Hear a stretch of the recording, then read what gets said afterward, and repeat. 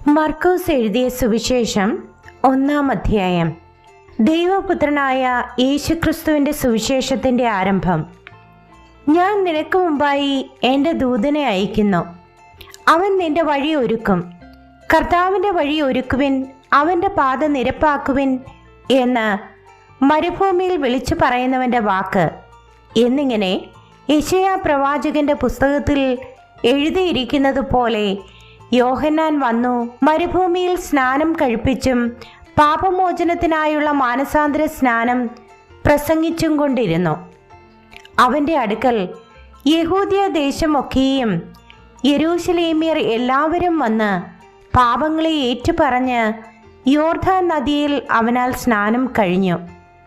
യോഹന്നാനോ ഒട്ടകരോമം കൊണ്ടുള്ള ഉടുപ്പും അരയിൽ തോൽവാറും ധരിച്ചും വെട്ടുക്കിളിയും കാട്ടുതേനും ഉപജീവിച്ചും പോന്നു.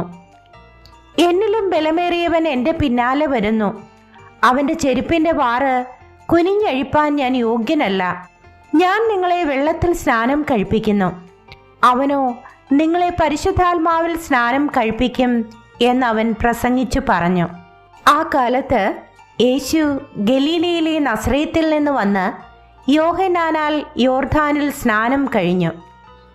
വെള്ളത്തിൽ നിന്ന് കയറിയ ഉടനെ ആകാശം പിളരുന്നതും ആത്മാവ് പ്രാവ് പോലെ തൻ്റെ മേൽ വരുന്നതും കണ്ടു. നീ എൻ്റെ പ്രിയപുത്രൻ, നിന്നിൽ ഞാൻ പ്രസാദിച്ചിരിക്കുന്നു എന്ന് സ്വർഗത്തിൽ നിന്ന് ഒരു ശബ്ദവുമുണ്ടായി. അനന്തരം ആത്മാവ് അവനെ മരുഭൂമിയിലേക്ക് പോകുവാൻ നിർബന്ധിച്ചു.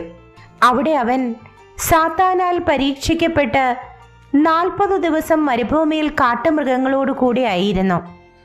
ദൂതന്മാർ അവനെ ശുശ്രൂഷിച്ചു പോന്നു. എന്നാൽ യോഹന്നാൻ തടവിലായ ശേഷം യേശു ഗലീലയിൽ ചെന്ന് ദൈവരാജ്യത്തിൻ്റെ സുവിശേഷം പ്രസംഗിച്ചു. കാലം തികഞ്ഞു, ദൈവരാജ്യം സമീപിച്ചിരിക്കുന്നു, മാനസാന്തരപ്പെട്ട് സുവിശേഷത്തിൽ വിശ്വസിപ്പിൻ എന്ന് പറഞ്ഞു. അവൻ ഗലീല കടൽപ്പുറത്ത് നടക്കുമ്പോൾ ശിമോനും അവൻ്റെ സഹോദരനായ അന്ത്രയാസും കടലിൽ വല വീശുന്നത് കണ്ടു. അവർ മീൻ പിടിക്കുന്നവർ ആയിരുന്നു.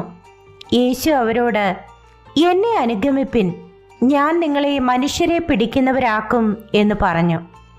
ഉടനെ അവർ വല വിട്ട് അവനെ അനുഗമിച്ചു.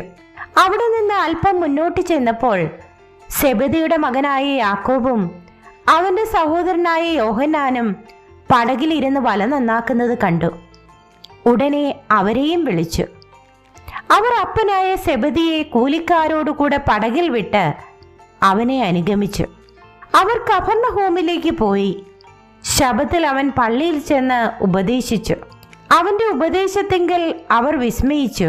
അവൻ ശാസ്ത്രിമാരെ പോലെയല്ല, അധികാരമുള്ളവനായിട്ടത്രേ അവരെ ഉപദേശിച്ചത്.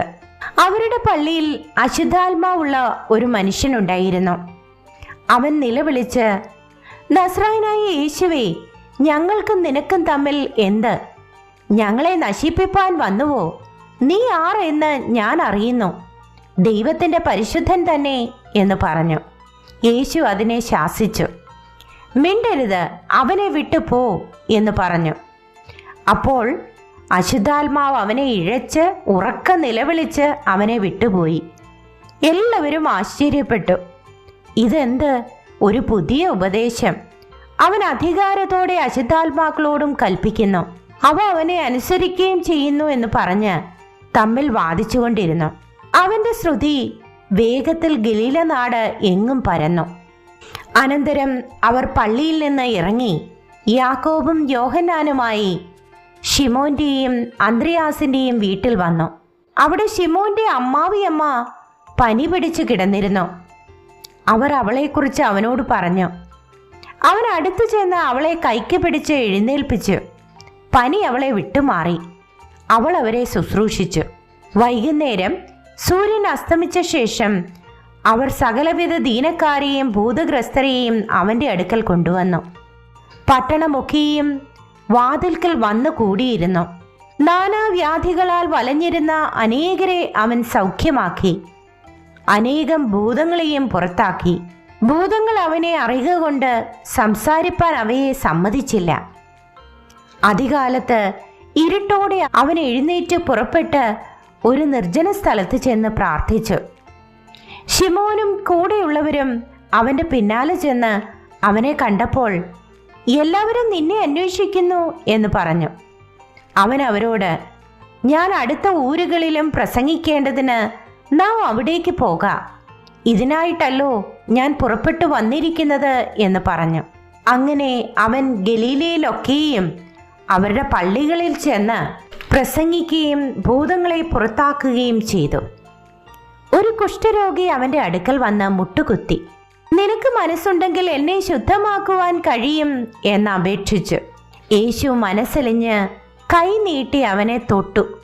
മനസ്സുണ്ട്, ശുദ്ധമാക എന്ന് പറഞ്ഞ ഉടനെ കുഷ്ഠം വിട്ടുമാറി. അവന് ശുദ്ധി വന്നു. യേശു അവനെ അമർച്ചയായി ശാസിച്ചു, നോക്കൂ, ആരോടും ഒന്നും പറയരുത്. എന്നാൽ ചെന്ന് പുരോഹിതന് നിന്നെ തന്നെ കാണിച്ച് നിന്റെ ശുദ്ധീകരണത്തിനു വേണ്ടി മോശെ കൽപ്പിച്ചത് അവർക്ക് സാക്ഷ്യത്തിനായി അർപ്പിക്ക എന്ന് പറഞ്ഞ് അവനെ വിട്ടയച്ചു.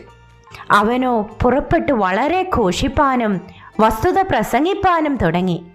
അതിനാൽ യേശുവിന് പരസ്യമായി പട്ടണത്തിൽ കടപ്പാൻ കഴിയായ്ക കൊണ്ട് അവൻ പുറത്ത് നിർജ്ജന സ്ഥലങ്ങളിൽ പാർത്തു. എല്ലായിടത്തു നിന്നും ആളുകൾ അവന്റെ അടുക്കൽ വന്നുകൂടി.